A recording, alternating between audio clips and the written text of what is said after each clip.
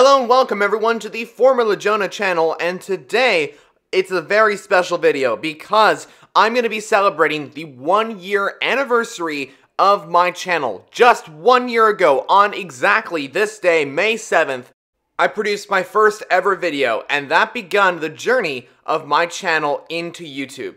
So I was coming up with ideas for a video to make for this 1 year anniversary special video, and I was just kind of coming up with ideas, and I didn't really have a solid idea I wanted to do. And then I thought about it. Well, I produced my first ever video on the channel on this day, so why not I take a look at that video and react to myself in the past from that exact day just 1 year ago.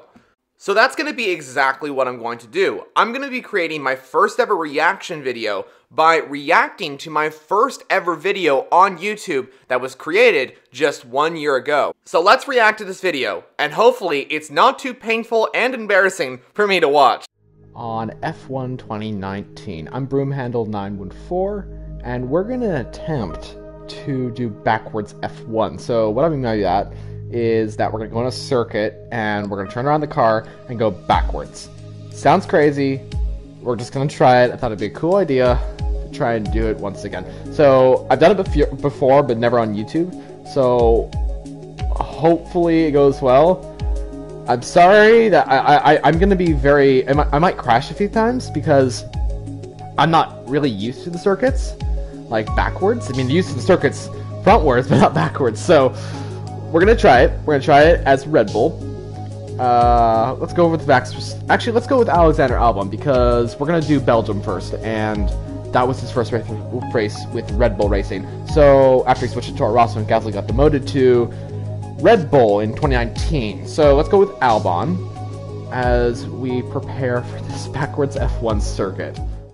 It's so weird watching that back again because there's so much stuff I can change. My goodness, was that a little painful to watch. There's a few mess ups. I said that like Alex Albon went to Toro Rosso and Pierre Gasly got demoted to Red Bull. Complete opposite there. Something that was kind of difficult to listen to was my mic. It's really distorted and really bad quality, I want to say. I really wish I would have thought about mic quality.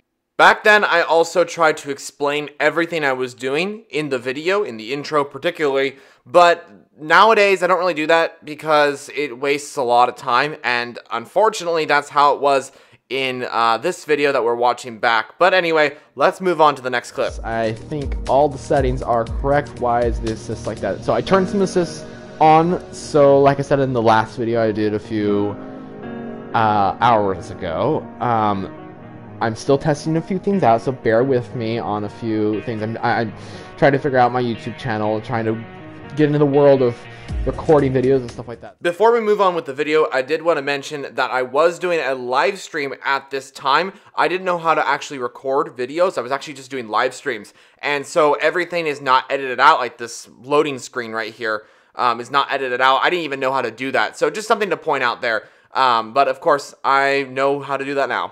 So this is the start of backwards Belgium, and there's no dynamic line on here, so I can't really tell where the braking zone is, but I'm just gonna guess. Oh my goodness, why is it so loud? Why is the engine noise so loud and my voice is like silent? I can barely hear myself. And I kind of have done Belgium for quite a while. Oh, and I'm going off track already. I thought there was a curve there. So yeah, there's going to be that little red flashing light at the top, but that's just going to go. And this is very interesting. Oh, and I'm off. I am very off. Let's just keep going. I'm sorry about that. Wasn't paying attention. My old self keeps apologizing for the mistakes. It's totally understandable because if you're doing a live stream, racing and commentating at the same time, I think that's a very difficult thing to do. So totally understandable. Oh, and here comes the cars, and we're actually going to... This is very interesting. Oh, and there's Vettel, Leclerc, all the other drivers, and where can I go? I can't go anywhere. Okay. So the cars, this is going to be interesting. They might be coming in... I'm expecting they'll come in probably into turn 2, because... Oh, and actually Vettel's come out of the fastest car. So he's already set the fastest lap of the race. So what I'm hearing is that they're going to go into Eau Rouge, and then we're going to have no space because it's a blind hill going down that. So hopefully they won't be coming out this stretch. Let's see. Oh my gosh, they are. Oh my goodness! I remember that crash like it was yesterday. It was a pretty freaky crash. But something I quickly wanted to mention was you're probably wondering why the car noises, the game effects, are louder than my voice. The reason why is because I have my volume of my voice shared on YouTube turned down extremely low. I didn't know this at the time until kind of just recently, really, when I kind of figured out editing, all that sort of thing, quality of video record, all that sort of thing. So just something I quickly wanted to point out. Eventually, I did figure out my voice volume, where the perfect setting was to put on YouTube. Oh, and the cars are already here. So let's do this, and we're going off track. Oh, actually, this is gonna work tremendously. Oh, okay. So I did go off track, which is kind of cheating, but like I said in the part of this.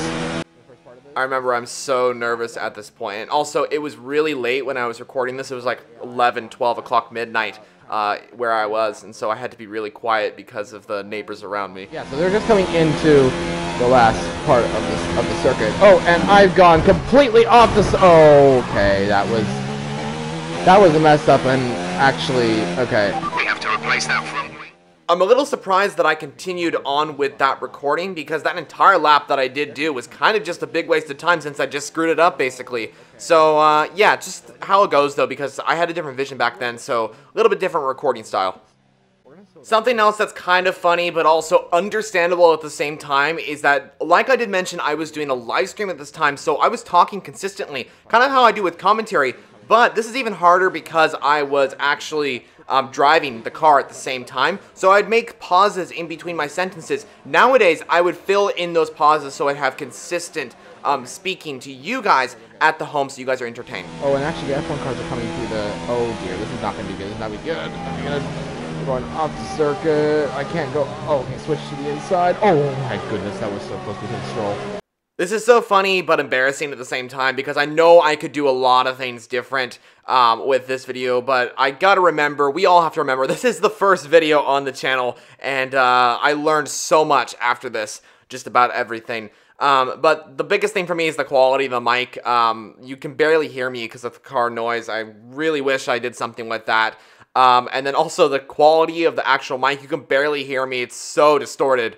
And there's a few other things as well, little mess ups during the track. There's a lot of time wasted throughout the Grand Prix, but I was so excited to do this video when it first came out. I was absolutely so excited to do it, just filled with excitement because it was the first ever video. I had this idea of doing a YouTube channel and it came true. I was able to do this video. And I really was just filled with enthusiasm over this new experience that I had never had tried before because I had never made a YouTube video before until now.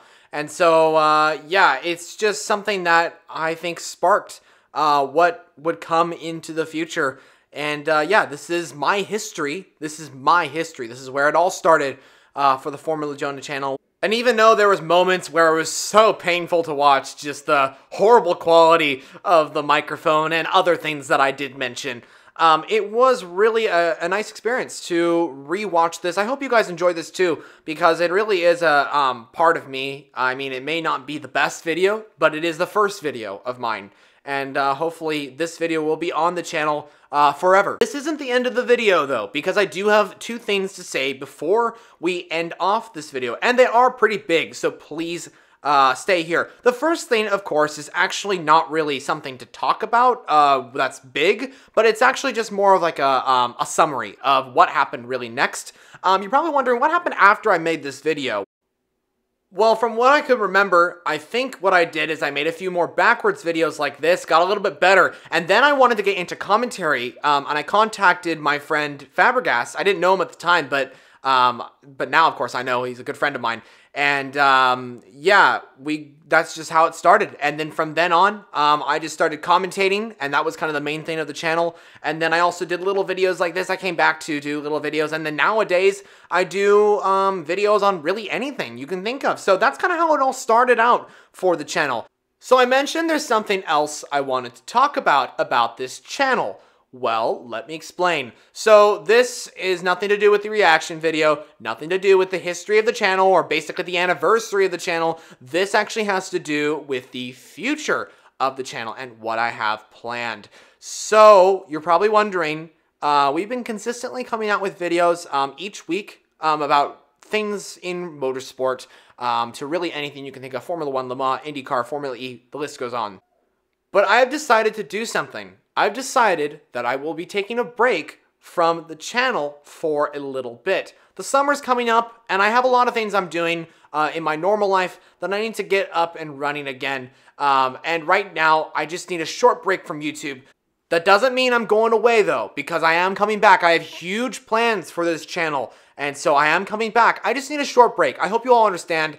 I won't be, like, completely taking a break from YouTube. I'll still be doing a little commentary every once in a while, just not as regularly.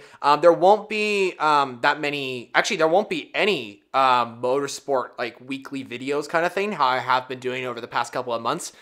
So basically what I'm going to be doing is I'm just going to take a short break. I'm going to come back, though, because in July, I'm going to start back working on the channel. I have a lot of new plans coming in. Of course, F1 2021 is coming out soon, and I'm going to be making full-on videos about that in particular. So content will definitely return in July.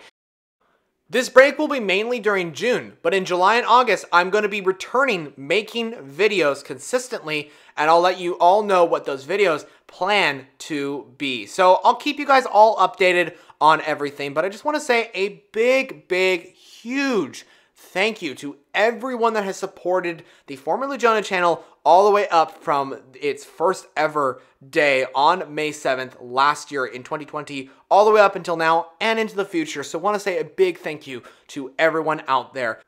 Thanks for watching this video, and subscribe and like the channel, and I'll see you when the next video returns. I'm Formula Jonah, signing off.